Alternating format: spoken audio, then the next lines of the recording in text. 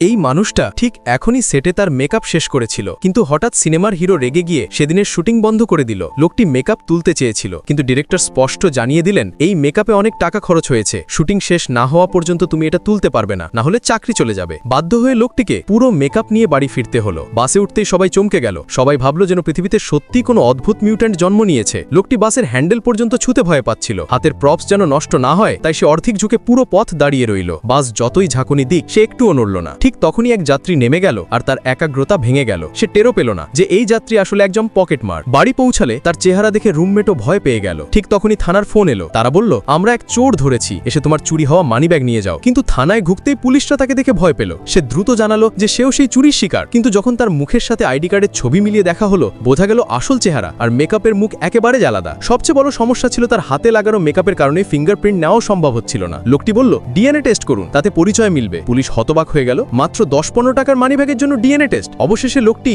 অসহায় হয়ে বিষয়টা ছেড়ে দিল। শেষমেশ খাওয়ার সময় এলো। টেবিলে প্রচুর সুস্বাদু খাবার সাজানো ছিল, কিন্তু সে চামচ পর্যন্ত ধরতে পারছিল না। কষ্ট করে স্যুপ তুলল, কিন্তু মুখ পর্যন্ত নিয়ে যেতে পারল না। হাতে খাবার তুলতে গেলে চারপাশের লোকজন ঘৃণা ভরে তাকালো, কিন্তু পাশে এক মহিলা তার প্রতি দয়া দেখালেন। তিনি তাকে নলি ধরিয়ে দিয়ে নিজেই খাওয়াতে লাগলেন। অবশেষে নতুন দিন এলো। এইবার বাস ড্রাইভারও তাকে দেখে শান্ত রইল। ভাড়া দেওয়ার কয়েন স্লটে ফেলতে না পারলেও ড্রাইভার হাসি দিয়ে ভাড়া মাফ করে দিল। যাত্রীদের চোখেও আর তেমন ভয় ছিল না। লোকটির মনে হলো সবাই এখন তাকে মেনে নিয়েছে। কিন্তু ঠিক তখনই সে ওপরে তাকিয়ে চমকে উঠল। বাসে আরেকজন মিউট্যান্ট বসে আছে। আসলে সেও সেই সিনেমার সেটের এক্সট্রা। দুজন একে অপরের দিকে তাকাতেই সব বুঝে গেল কত কষ্ট তারা সহ্য করেছে। সেই মুহূর্তেই তারা এক সত্যি বুঝে গেল আর কখনো সেই কৃপণ ডিরেক্টরের জন্য কাজ করবে না।